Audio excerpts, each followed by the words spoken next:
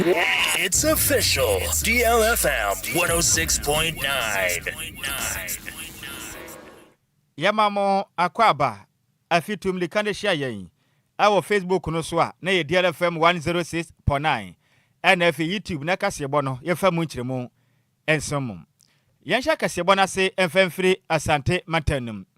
Na beya enefua mako enum temuni. Ana beto dwa kyeremu a ukopie mu awa abrepo broni kuruma no wa asante mantem am. Abofra kuma ye wanya mfinhia no enson ne den ede kwame. Na abofra yi hirabasa wayira abusunya pa na kira kwan ya papa wonu mu hu no. Na mu kyeremu se ene omakwa kwehu abofra na mu no egwom. Eye kuro ba kwede da so ye kuropon wa asante mantem abofra no waye twede amponyankopon edia. Na rosem ye nyina sie be se nefua mako enum tam ne abusuafo apa abofra kiri kwan papa wonom ehunom na nka ne kyeremu a abofra kuma afi ne wanya mfinhia nson ne den ade kwame na be ye de se nefua nam tam ni ena nsuo to dendenden ana abofra no one ne namfo no mako miensa kan ho a na wonom edwade nsuo num no mo hu de esiye mo hu yansa abofra ne mpabo na ehye no eho otrunti efi ne nase na akoto gatam na gata na de ekọ ena no na kwame edimirika se ne se de aye no okwakoyi ni mpabo ehye no na fofia ntoata na odwade abamu a enam ne senti kwame koto gatanim anase eye gatanim ma mekase nsuo no etumi fa na eden ekoye abusua pa kwame akira kwan bia hwehwe ne sanya de a wonom ehu no na no ana eye kwame wafiri mu no ne busua ne din ade wayomi na wayomi kirem se omobre papa na bia ya pam ko hu se kwame eda akuropon nsuo no mu no na kwan wo pa ndo mu ne dikude afa so a kwame mu no etumi kopie ho no mosa na mra waje mre ene dia na msini otonkra edi fra sentimental mu ede som yen Samuel ofoli bote twen kobo no ana wo kire mesem sese mi kese de wo de kwame mu no akwa kopie mu ewo konfo anoche aban ala sabia wonom eye hwehwemu ede afa ho na o kire mu a omo hwe ne mu sei aya doctor fo ben hwemu awie ansa na mu no wo matumi akwa kofa akwa akosi na na ma yeho awro sem we to kopie mu awa abrepo broni kuremu a adehye mpote wonyina bisabisa omo ho sei die potinti de si ye ne ema kwa miemu yi atuma kopie mu ewo akuropon wene omo abresa afinu mahu amu yi omo de nsem sei ede to dwa ye man de o fe de o fe sa ti de yi gana ti bana eye DLFM 106.9. eye de na sia de yo wono o da abama de ndi fa o ke e me ye de o de ye de o ye amam de abama mara kana no ye o da ai abama de ni ndi se do o ye ko abana na mo ko se ni o fi ya eni a woti ye eye kwame a wanya mfinhia ne nso amekese yi onka atiasefo ho bio no ne busua ne nimpon a ne den ede wayome ana ate so jemre no ne dear kasebo twetwem ko na mane boy yensem twreni a otonkra edefre asante mantemu Samuel ofoli boaten ene de ebesom yen Yentua kasebo ne so na Ghana ban ede abetudwa echiemu sesese kokobuo no omatumu ede ama 2025 and 2026 eye season no asese apeja nimu ede free 3228 Ghana cedis 75 pesos ede akọ 3625 Ghana cedis eye per bag asese no omatumu eye 12.27%. Na sajinasie we omusiye ewa bra ye producer price review committee otitine ni odoma no ye minister for finance ye Dr. Castle Atoba Forcing edi omanim ene ye omo kabi ewom etwetwe komo ewa ye cocoa industry nim ana omo ba omodin asese di omato price nim akosuru ye pa ede amawom no mu chiema ebe sha ase ye efiada ahini mebosom ni de tosom yensa ewa mfimpi mienu ene aduonu num eno so beboa se ne ebe ya Ghana koko akuafo ne so mabra abobetimi akoye esa se sika omunya edi free koko yi mu neno a no mode hwe omabusuafo nti eno beboa se ne ebe ya omo nso no mo ho ebe henhan wom na ya de omo bo omodian edi price ebe tu dwa ye August bosom ne de to so eye 9 ewa mfimpi mienu ene aduonu num a na chese eye 70% ewa ye free on board eye price omode makoko ewa US dollar ni ma chese ɛno no na 3,228 Ghana cedis per year 75 pesos per bag. As I said, Omabo Modia etimi atum. Na yade omuche ma Ghana ban ehye boso obeboa se ne be ye kuafo so no. Eye omusika omunya ne betimi aboa no mo so no omasetena mu etimi akoye ede ama wom. Na omuche ma akwa akosuru ni na achi no. Ebe ye margin fees ni rate fees ede ma ye omu kebi ewom na bi te se Ghana Cocoa Board ni na de enya ade nsesaye etimi abem. It is here na ban de 400 Ghana cedis asan aka ho bio. It is come 4 million. Ede aka Cocoa Board dada no ho. It is here na apeja ni mu.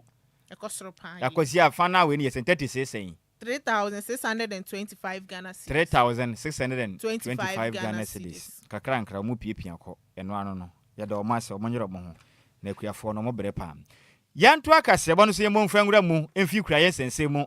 Ne yemfi ya nimfa nkyere mu ewo wo masua mu. Na dusiamu sensem no nanse ne Ghana dusiamu sensem na yere se benta. Ayere se sra enya sem kuma kram. Na Ghana for baka nanse na beto dwa ekire mu am.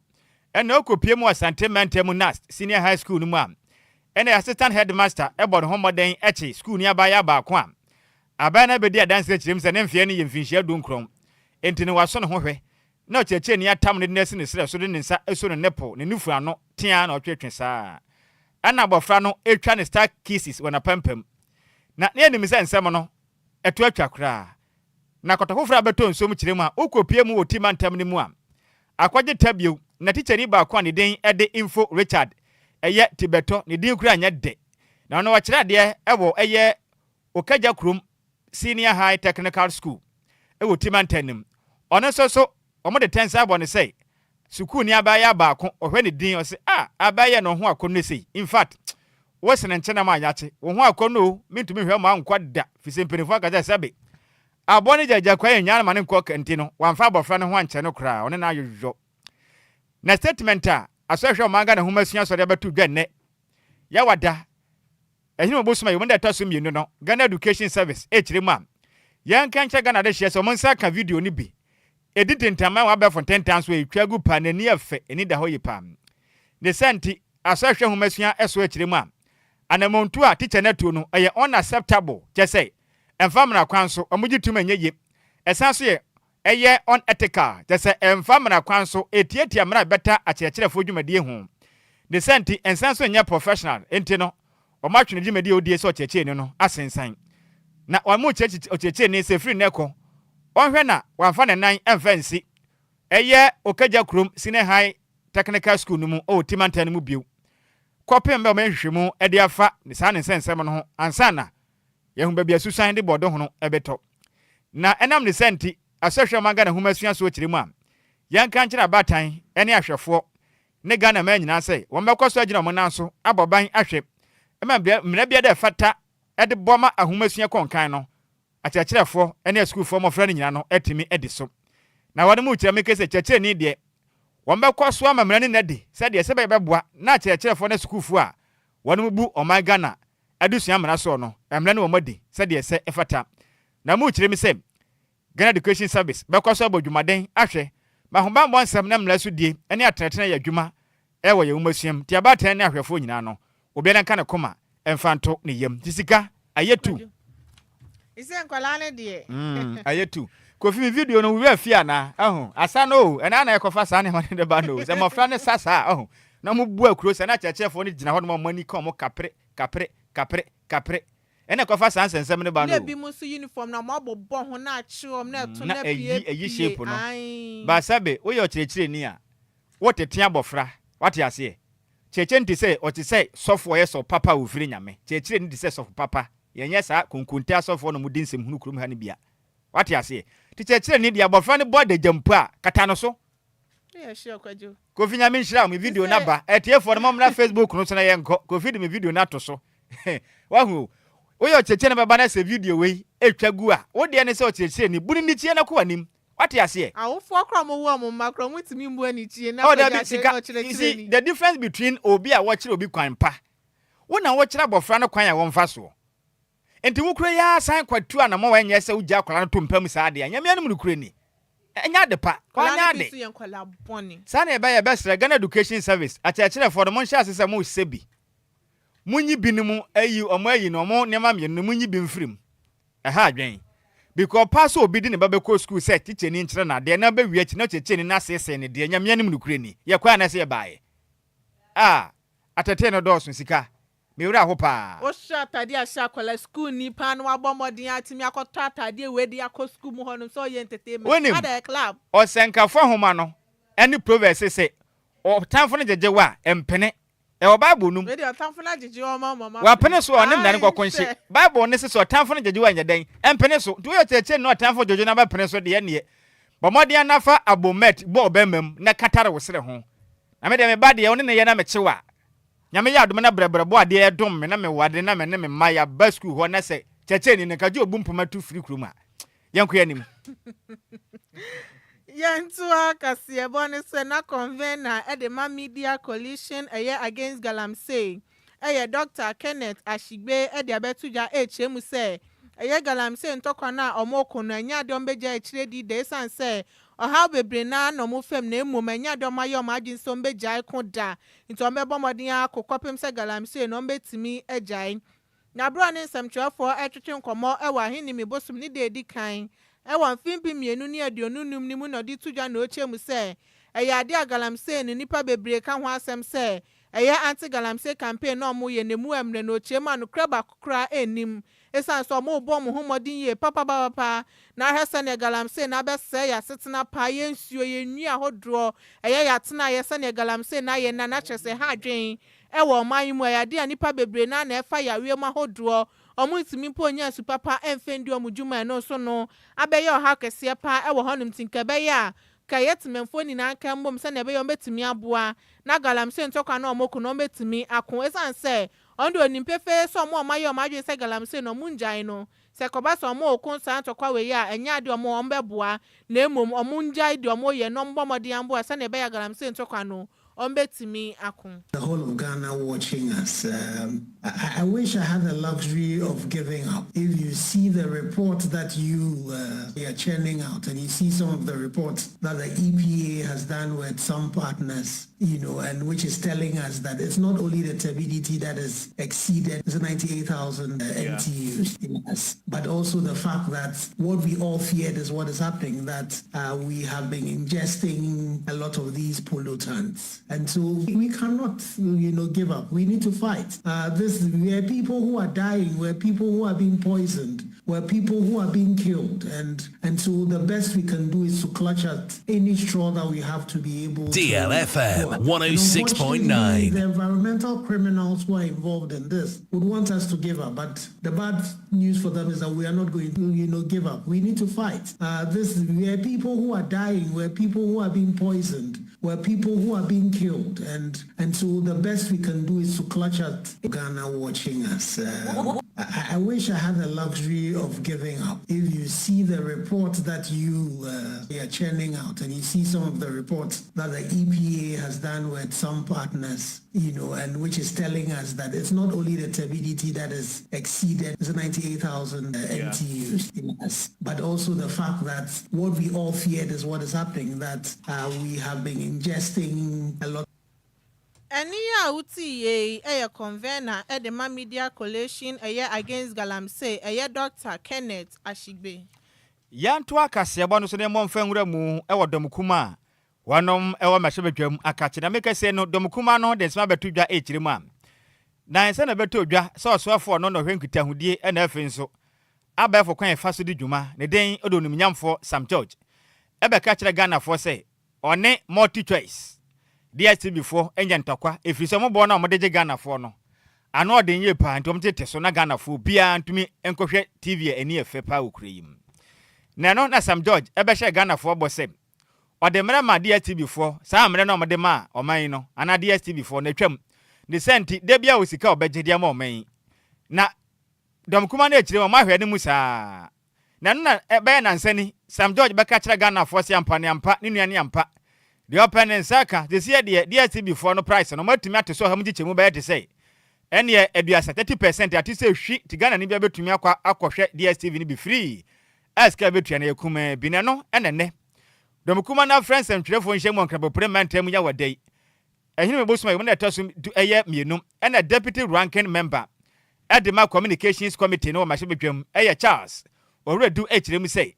Young Cransha Sam George say, son and son of Becca, no. And Coco sends some giddy unyabo tre. In small Becca with the rather some no crabba componim. And now already do say, as small about Bonteno, the STV Fonso Becca Chirema. Sana nya crew o manga na mo rano mu promo bibia be kwa wieye o panima boss me de toso dia samba ko ne ya wie na promo pe o ma rano wie di Sam George Sunday obeka ye wadada Ghana fo ni senti o kiremu a e ba ne se ne Sam George etumi de Ghana fo adwene e di agrosa wa ma Ghana fo nyina kwatena se akwa television e ma wa friends em twelefo nhye de abetwe ma Ghana fo agi wadi sana nsemi kwakwa da dwon no kura bia nim na mu kiremu a Sam George enam se wa mfa ni die Amfama National Communication Authority 20 aka ne se NCA omumpo na mohwe dwumadi ahodo a nsɛmtwerɛfo di omanyimu ne senti saa mfoni ahodo a yɛhwe television ane radio stations no wɔn na mohwe dwumadi ahodo so wɔn na mo amutumi krata wɔn mo ani nkomo ensi nkonwa bia wodu tumi ne kokobɔne pɛ na de kwayɛ de wankasa pɛ ene ekobu akam o kyeremu ade wayɛ nti ene manim yada Sam George mapɛ na fo nyina akyɛw ene wakyɛ nso ɔno wankasa ntu ne ho ade so ente saa Ghana mampeni ompam no de Ghana fo adwene e de adi agro wo manyim. His actions also signal a breach of the president's code of conduct that requires candor and respect to all persons. Fellow Ghanaians, for this display of ineptitude, incompetence, and penchant for deceit, we of the minority demand that 1. The minister render an unqualified apology to Ghanaians for the waste of the nation's time and resources on this venture. 2. We call on him to account for the fines levied on DSTV. And 3. We deem him unfit to continue as the minister for this strategic ministry of communication, digital technology, and innovation, and therefore call on him to resign or for His Excellency the President to fire him. Thank you.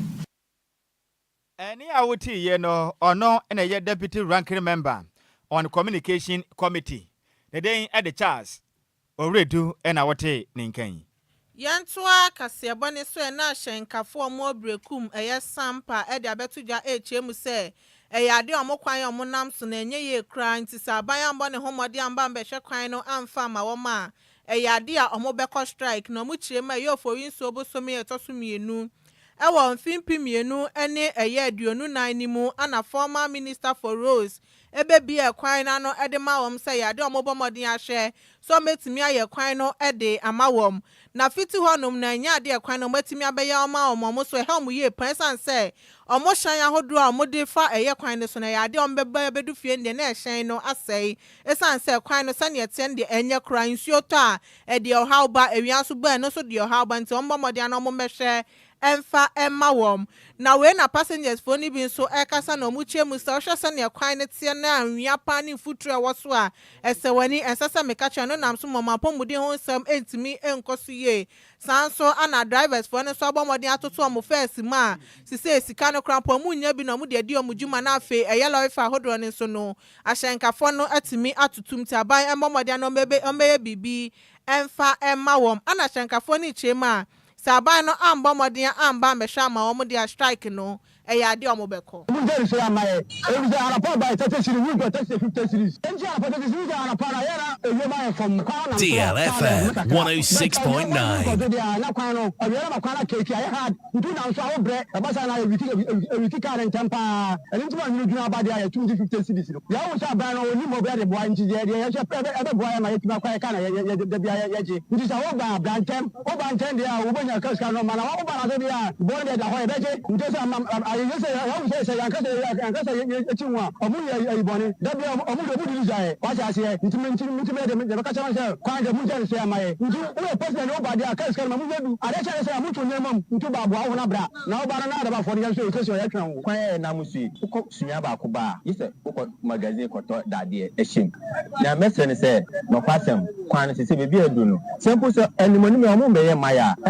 aban e twami o de beda e be si ma this assam family dia enka omonfa grade sa grade enye de entwa kwan so maye okay bye unam so a because of quota no matutu ntino ama abo na yiyi unam so a in fact how kwan maye nti yesre aban penyifo ene tituru nanano bubu kotoje pa ma cho se omomo aye mimi wona se kwan na omo ye no esere ye bo abrabo aye makta yenko ye ni asetere ne sen John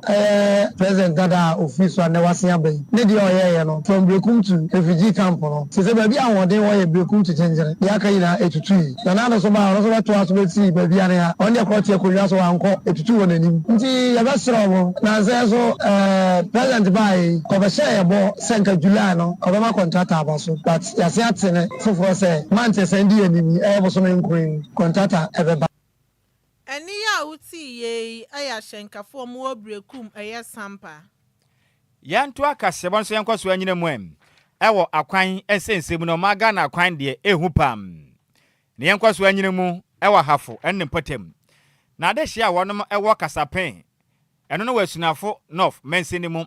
awa hafo mantam ne mu na omde adesere e de ato Ghana mampeni ena afin so osoafo no ene wo hwe akwan ene akwantempon sensem so me wo fa so onum nyamfo Kwame Gavins agbeja enim sem wonom kwan ne nye ensamso bia ho no ma eye bridge omofa so no so ebuatom na de aye na ehu yi pam na ahyankafo ene temamufo mo kasapen e kiremu a efiri kasapen e de kɔ akwabo ahene saa kuro ne de in fact ekwan sa de aye no akwakoye owu afidi o kyese kwan na sai aye nanom po bepem empem pepepe a mpenifo twa kwan no nyade a wonom atimi asiesie kwan no so bi mfie pii ni na de je ne kiremu sɛ ade ba kumpo a etwa mu nsuru mo ne sɛ ensamso a eye enua bridge a omankasa ebo a ya eye anya mpenifo na yema wonom no bridge na ye huhuhu akwakoye owu afidi enti no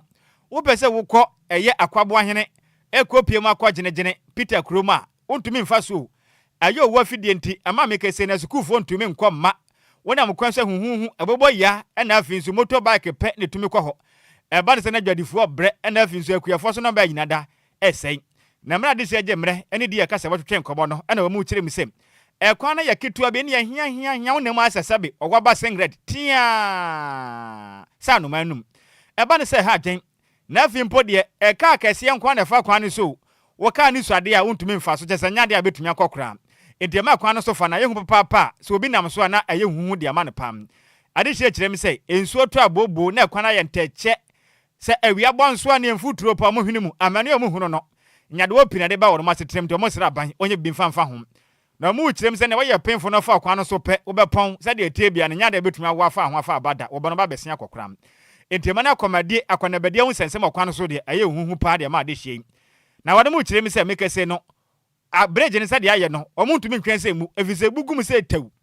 ene mpundudwuma nkɔ akuafo behuna mande efise mu nim sɛ adwuma kase mpoten ho no ne nyina de yakuadwuma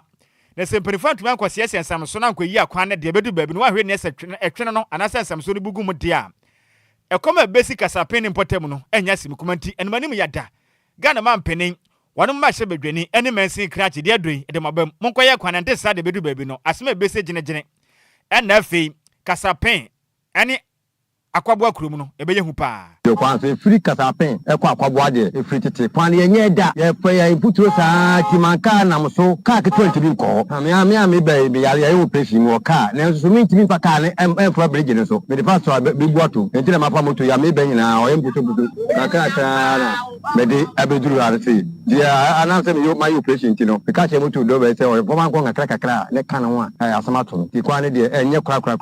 ensuo to aye bre pa even kra ya bridge kra no ya bia ehu bridge na ehu pa sensuo to kese na se wonam so a aza de odo nkwan na to chacha to be frank enra nkwan pa ensuo ne toye no ene wonam so a enye easy atache ne ayi a 106.9 enye easy kra yesramo ase emwabu ha ban betinga ya boa ya bridge ni ya kwan ya anka ebeda nyame ase pa kasape tu akɔbɔ ahene kwan ekwa we bridge ya yegyina so kra ye hwe bridge we bu a betima adi ba bi aboso na otwumi no na ma kra nkodwa because moto ntimi fast moto kan ya ne yɛkɔ eritima ko fa nnua be pai nnua no hwe a nnua brejo be pai nnua no de ye na kwan no fa so kosi akɔbɔ ahene kra de ka we uduru ba bi gise wusi hwe ba bia befa ka asintimi nkɔ ze moto kan funny power ya wa ye to aba yenyi ni paketo free akosi jinjine etwam kuti mansoro kwa kurum fa ko pie Peter kurum free mansoro kwa ko Peter kurum kra de enso nya to se dia moto wonko ka wonko abo ya wonko iso mu nyina sa be fa bridge ya so de sra ban ekwa we party ye ni don mo so futu kwanso nso to na wo ba kurum a wo bre se wo bridge kra na ha wom ha kra fa so a ya mane nko ti yesre kwa na de enye aha kwa yesro apim for mo de ne be fa gota we ma na ye ma hye ye nim se ye wu enu nti yesra aban se wonya ye mu akakla na de se ye ti we ka no kra kokwa yesro se ye betom ti yesra aban wo ma ne nkwa ya so na ye so nya ne ndie ma na ye bre bridge no concrete no asai nwe na gusi na nwe ni na ye tima ampanya na ho ya ayum na abro bi amo support ye ma o mo ni nwe gu bridge no so eye ba na ayum atensa reserve no ho de wo form tin ayum fo enyi tukwa ni bi kin so betei me pia nwe ni na akọ ama wana wo kwanaja aka ho aduane makrum na so de yakom ebeba enti yesre assembly no MC manam duse ba paribo ene MP se omontwe omanye behwe kasapen aso bridge na amamwana dry season be wuramu momode na ombaye konkwadru no emwa eni a wote ye aya de hia wonom ewo kasapen wane mu kirem se omokwan ya dem akopie mu akwabo ahene ne de ehu pa nsam so no so enye ayo owu afidie nti Ghana man pene omka biewum MSC akwan no emfama wonum yenyina wesue na yenkenka madwenkire ne bi na kopama sofo na yekrado nti no na yenko omo nche no mfa sport dwumadie no ento aso mfama ye na adwenkire na ba no dɔso etemu pa sikapa abomu emu wa pa wudun sesima wanhwe bekwa koguram edenso na Samuel Kwadwo Owusu say good evening to everyone especially ne maame Mate, modi amayoso ne ba momfa nko party headquarters menkan. Man you bo attend aba no say good evening. Idi the man you were live Eddie Free Spinters. Special greetings enkoma Catherine. Eye abelema afeku. Mate. De kan de manfa ho hwiama momoncha ne hiamo. Monkwa kan o party headquarters. Justice Owusu de aba no say na so sa menkan. Dola ya je waje no de aba no say ma abofra ne yankopon fa ne kranse efise de ase ne hu pam. Sa abofra awanya mfinhia nsompe. Na watu nso menso ekunu ya sam Sweet Elizabeth edi aba na say good evening my handsome uncle papa no nya menhira opi wa ya de papa na say gwaje sika paka se bana so fantastic ne mo de san man mo enjoy news no live ready free Lebanon zone 4 the den edi berry sweet berry e no de baye master planner junior kentampo de aba watwere bi atemu pa nya semkuma kra o cheche addition was in fact news ni more the san man yankopon hira o my Ghana na dwumade ayebo ya das wate ya minhira opi no was in chakese yankoma honorable Chris Lloyd deputy national organizer for MPP ewa himfa Muhammad Prince de abana was good evening ebusuafo cheche in fact kasebone more the o here life Eddie Free gomu akukufu o se yemu adwumade no mutie ye pa gomu akukufu fo nsi ye fom yeso ya das senior honorable Frank Amankwa o se o here life Eddie Free kitase na in fact kasebone more the na odenchia de Masam George na ochirin se de wadada Ghana fo no wanyade kura na DSB ne mo don komisa o to hwe ni yie mate comfort mati de aba no so man adwo fa sami B ni adwo jesi kapa news ne mu odepa na ebu adwuma ne ye na po ba kope na school for my friend nsam ne de in fact etan ehu pa na de ha adwen tipinifo ye bi mfa ho dola ya jewe eje de aba na wasi dia sankwala pa o school for de dia safo nko am na Joshua si edu de aba na wasi good evening eno nko a Richard Manu ede aba na wasi Kwadwo Sami B ne adwo jesi kapa in fact ayiko mu bo adwuma de yankopon hira mo papa no Richard Manu BBF eno odi free gbechire de baye junior purpose de aba na wasi good evening dear yenso ye chia oni bi wofa nyame nhira opa no nka ho meke se de sports aye krado kwame afum anafi Bismarck edu senda mbisa na asem wanya no ene yenya mbra ebeka ho asem me wofa ase ne den ede Justice Bray mutumetena ho yenhwe hansa makwa mpuku ko je ne girl nsem na ekosi sei me wofa ase no media ma no DS Sport yenkwe DL Power Sports. Emu ade. Ejawom. GFA na also Yeguno. GFA na also Yeguno. GFA na also Yeguno. GFA na also Yeguno. Problem with GFA. It's not some demonstration, but support demonstration. But we are from da Babaya, Jenfi, Agrinfi, Obo, Basin, the DBA Pamku, that's at the Tiana. International Muntare will be Asumuno. No Ghana for Tiasia. No, so run account. No, we be the coach keeper, but we be play out. DL Power Sports on DLFM 106.9.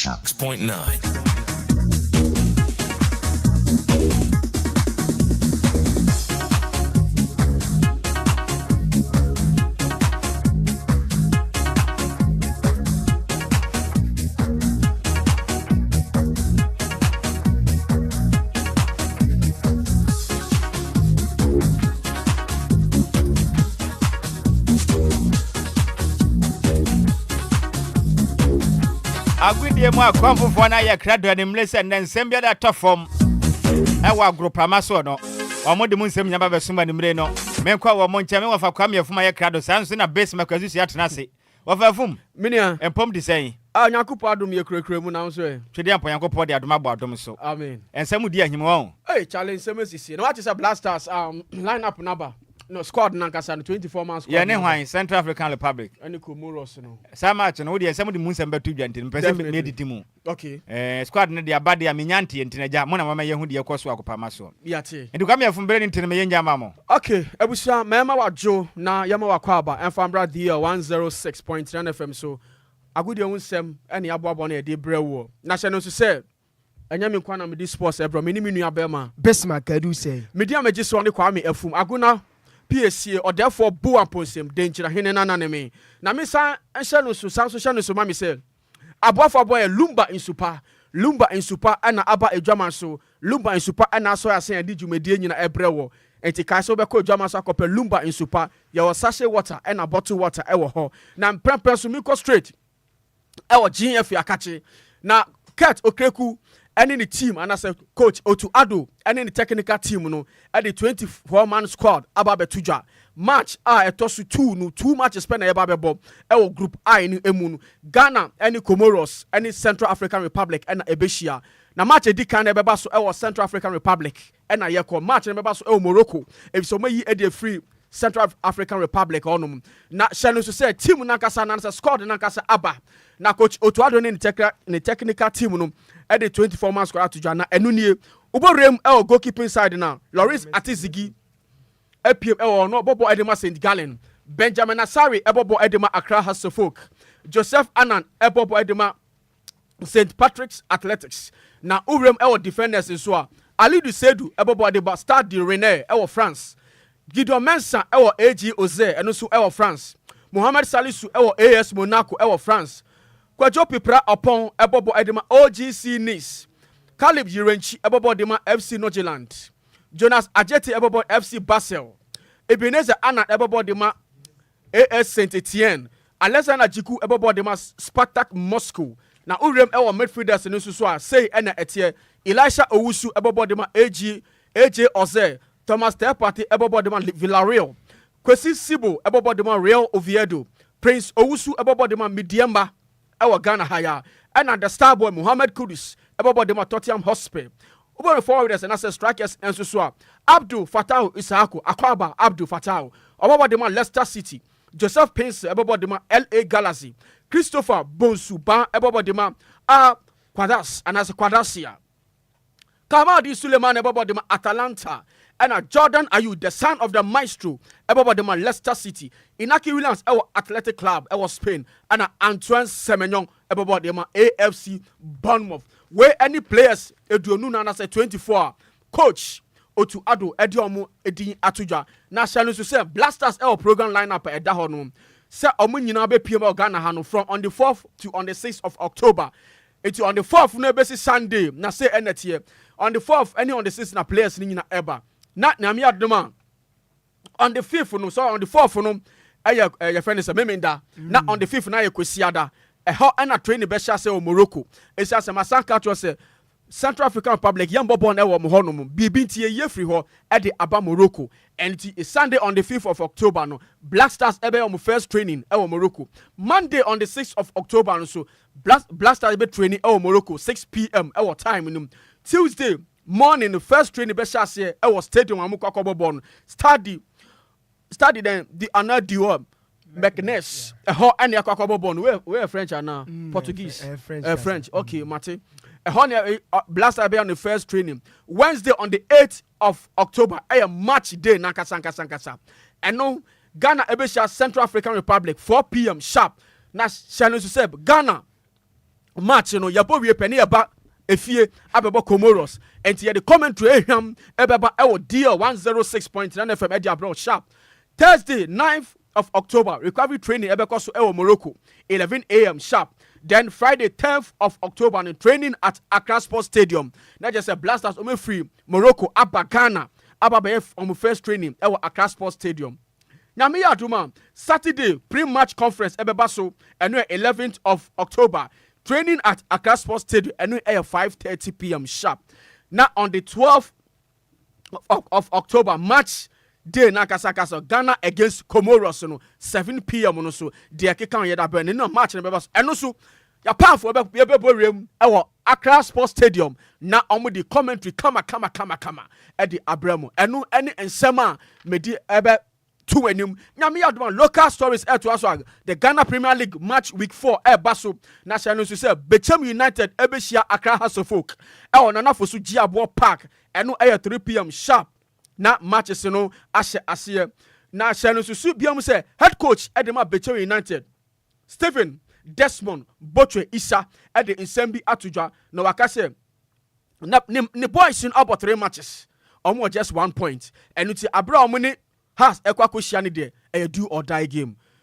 eno mkwako ball enya do mkwako diagro poso kra was so mutumi win sa match no we any Insema the coach of the Bechem United coach or the Atujwa na Desmond Asando to job himself. Motivation our camp pam. If it's a player be any that so say obetumi ehia kotoko and as has eti eba motivation omu will be papa ne mrante no so aye krado kama so be hia your friend say Accra House of Folk. Beto not a player friend Emmanuel Aban Eddie Atuja say obesere fans nyina say obianji twini sra emepi e na Giabo Park na eye de omu di house echi ebeka form we any asema Bechem United player friend Emmanuel Aban Ede Atuja wasanka say match on bebo de a win match at the moment na so mutumi din kunima ebeboa ama bebia koye yemom e wa class of folk akache so coach Edema Accra of Folk coach Didi Dramani Ede Atuja say ono de onim say eye den improvement kese pa ebeba e won the players in say former house e won ebi mada enti this time bro mo ni Bechem United ko hia ne de aye win Edema Accra of Folk we ni asema coach Didi Dramani Ede Atuja wasanka bia musu say ono the season we de ohia achievement ohia laurels ese so di kofie enti ha supporters nyina gi twini sra mombra na mo mehia e wo Bechem na fosu Giabo Park na ye den omo di Bechem United echi ebeka form we ni sem omo di Atuja na mo e wo house akachi bi ma house player your friend Abdul Karim Akasa e da fa game no se hwe match we omo kwako hia Bechem United ndi e do or die do hia ya de ba kope fans nyina emra na mehwe good game on house empenyifo anasa players no edi omuti bebun abo ama na kama we any nsem ahodu ya de bebrɛ media mejuma media ba mewie na menu abema Bismarck edu se wa ha odedi aka to us Bismarck so also flight when na go no flight number DL1069 jet o de enko natural mineral water. Lumba in Supam. Lumba in Supam. Lumba in Supam. Natural mineral water. Get a grip. DL Power Sports on DLFM 106.9. DL Power Sports. Volunteer Lumban Super Soya saying at the to fan flight number DR1069 and so at the Concophone Crosso Amananen common yes Sanina and so at the Abana one dear Co Empokra and then dear Eba our Jumedian so Shannon Susendra Jofa Champions League Games Pina and so at Tojana Massa and their DJ investors pa me patro car back at Chik Bobu Kwefen FC Copenhagen Ebon Cap Mienu Copenhagen and Timiante Sanswana Royal Union St. Gello etnefi ahweha ama Newcastle United atomo ekobo ma ka pole and 9 me patro Royal Union St. Gello ntimi antikanemu adabraka Arsenal enso trefi Emirates Stadium etonensa edefra Olympiacos me patro Arsenal enso etimi awini by 2-0 and also ne results and also toja sa game ni me ade ni nyina soma Borussia Dortmund Athletic Club Bilbao chese Inaki Williams Bilbao masa eno mo jomo me na Dortmund show my ka pole and 9 omutimu baako na big game no enso etoja Johan Cruyff Arena abra Barca enso trefima Paris Saint-Germain to omo ekobo meka mienu Barca timu baako sa game ne beba so be din komo Hansi that Africa din komo masa openino masa wasete ade no e kan say wasete ade ne straight o say Barca leveler ene egito omo ndu Paris Saint-Germain wey eyan komo openino so ade ni nyina ma odwumade ne so aboboku a ye from say Bayern 04 Leverkusen and so any PSV endo and patcho game no and day 1-1 Monaco trafie eto na safre Manchester City game no so and so etimi and day 2-2 Napoli and Sporting City me patcho Napoli etimi na 2 goals akwadana ye friend say Rasmus Højlund me patcho wiase aka yesi babi anjewa babi bajo enkron so do so ani kwa so trafa akuchie ngwase unim say akwadaa we no United masa na nkoyue na ba Napoli no say bia di demenra onenya 2 goals nyina enso edema Napoli enra omuso timi ewini 2-1 enso Villarreal ene Juventus game ne me patcho endi 2-2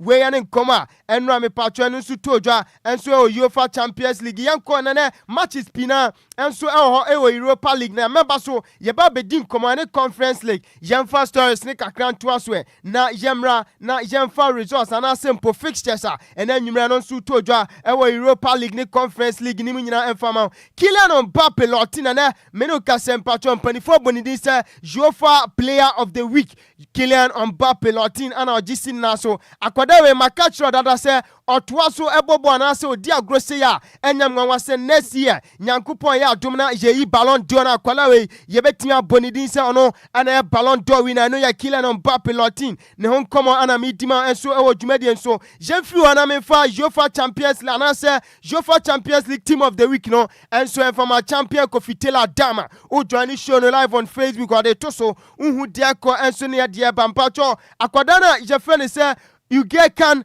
kage ono esina kan and so edima Galatasaray ono na mpacho mpanifo yi ne se ono eye goalkeeper ono so etimi edamu and so e weekwem abrante your friend Denzel Dumfries ono sina kan and so edima Inter Milan Nuno Mendes yebeba ebedi nkomo asakoda we aso ye ono sina kan ma Paris Saint-Germain Eric Dyer esina kan ma AS Monaco Sanso na Gatti akoda we osina kan and so edima Juventus na Sabisa ono sina kan edima Borussia Dortmund Odegaard esina kan ma Arsenal Sanso na Nicolas Pepe Villarreal and Hodge esina kan ma Bodo Glimt Rasmus Højlund maka kodawe nhu semachro onu dini juma enso edema Napoli na Kylian Mbappe lotin meno kase onu so etimi ameki player and I said team of the week ewo UEFA Champions League ni yadin komani pina enso edema nampa chonim say nyankopon ya duma December India for year omu festival bio na me patron festival no oma tunidin said the go tour India na Lionel Messi eda to eda Bible say ono obetimi akọ na wakoginam Messi me patron first time in 14 years Messi sutimi ko India nyankopon ya duma December Messi obesa de nani achirem ewo India no ene nkomo kakra no su fra so hoba yedi ni nyina esuema je fiwe na me foma ni su chirem ewo English Premier League patron entia mete mpacho ade I can say September the month of September no best coach nominees na tojwa o join show no live on Facebook champion Kofitela Dama odini nyina so egu so ede ama Mikel Arteta ɔno head coach adema Arsenal Sansuana Oliver Glasner ɔno head coach enso adema Crystal Palace Joseph Pep Guardiola ɔno nso head coach adema Manchester City ana panina yɛfrɛ ne sɛ Libres ɔno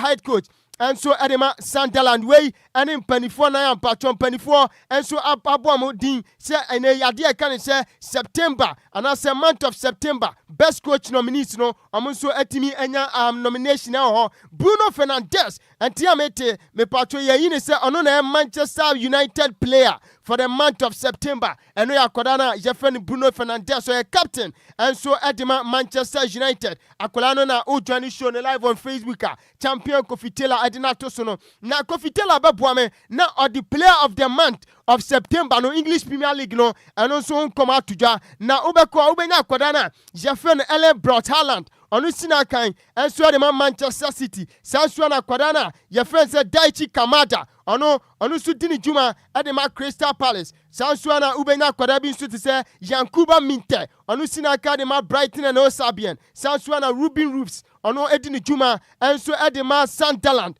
ana Granit Xhaka onu su dini juma edema Sunderland ana Martin Zubimendi akoda woni bobo ono edini juma edema Arsenal way any players in sia me patwa me ka say amonso anya nomination and the month of September player of the month no year to amoso aba way yan komo kakra free o na yen free way yen fa yan nsu nkirem enso wade e ka ne say Europa League no me patcho notable results be any games in the dorsal but notable results ana the out from yedin enso ebema ewo djuma die ne so ma me patcho AS Roma tenafie ama abobo ko efe ni liakobo me kaba akoma ntimi ante eno nso ne kakra eno nso epiem o champion Kofi Taylor benyana wa project nso de amae na bibi bia nso atimi ai kama o djuma die ne so a o join show no live on Facebook capital D capital L 106.9 na chese bibi bia nso ai kama na Bologna enso ne Freiburg game ne me patcho 1-1 sanso na Brand hey enkofo we obeka se mabayo mo story se omo ma team no omo share Manchester United mano ene omo senior team na se mema no omo so any bobo ko efe ni Utrecht me patcho ma share Utrecht e ka bako omo antimi ante Celtic atrefie ayahwe ha ama Braga kotwa fo mo so e ka mienu omo antimi ante sanso na ade e ka ne se FC Basel enso atrefie ama Young Boys akotwa fo mo so e ka mienu omo antimi ante Fenerbahce atrefie echi OGC Nice enso abone ka mienu Fenerbahce ehye mienu OGC Nice etimu bako Ludogorets enso atrefie ha ama aboboku efe ne se Robertis akotwa shom so e ka poli mienu omo ntimi antimu adabraka Panathinaikos enso trefie ema Go Ahead Eagles omo so efi Netherlands ekotwifa Panathinaikos so e ka mienu omo timu bako Pleasing any Mamo FF game no me patcho 3-0 against Pleasing and also against Mamo FF and no any results and also etodwa na patcho 7 p.m. games a would opina so etodwa Barca and Stuttgart Sanso na Celta Vigo any Bobo FM Park and FC Porto and so any Resta Belgrade Feyenoord so ebetrefi any Aston Villa bo and Genk and so any Bobo kwa je from say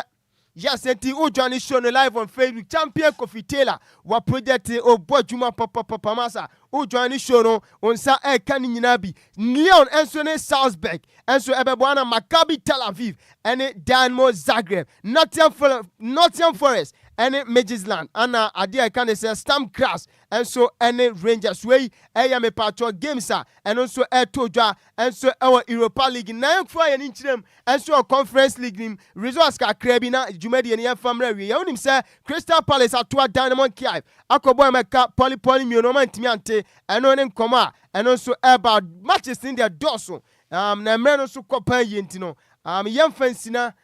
dia kam bia ne Nyankopon adoma eda ochina na me sorry so no menya birthday bi ofa ehun hia pa me birthday bi ehia me pa we ye madam fo baako je freno Treasures Cakes wa denta enti yes on that so no ho ofe papa yes Treasures Cakes mi utwa oba wafo enti ajuye ne sane man over oba wafo hu ring no enti happy birthday enkoma Treasures Cakes Nyankopon antina ne mu cho senior Joseph Odru anase okopie Laban fie na nyankopɔn bɔ Laban nyuma anase na de bia wo Laban nyankopɔn bɔ ho ma no sana mesre se nyankopɔn ayiwa ama wakopie ukunu fie no oma ukunu ade bia obesom bia enye mo ni nhira enti Madam Tracy ya nyankopɔn nhira onto nkwana mu amepa Lumba in super natural mineral water. Get a grip. Hey. Nyamene hene. Tell her pato. Tell her mami for birthday wish you come on me bibia ne ho kan for. Mrs. Patricia Ashon. On the dinner to Facebook live no. We naked tear rubber na yere papa ni chocho mucho eno no Mrs. Patricia Ashon or Ajen Kotuku ene ne birthday eti mere Mrs. Patricia Ashon ne meka se Yakopon enhira na ukunu atro ehome bia base yan kan ma also on your special day I want you to know that I love you and you mean a lot to me. You are my partner, my best friend and my soulmate. Happy birthday to you, my beautiful queen. From myself and the kids, Mrs. Patricia Ashon.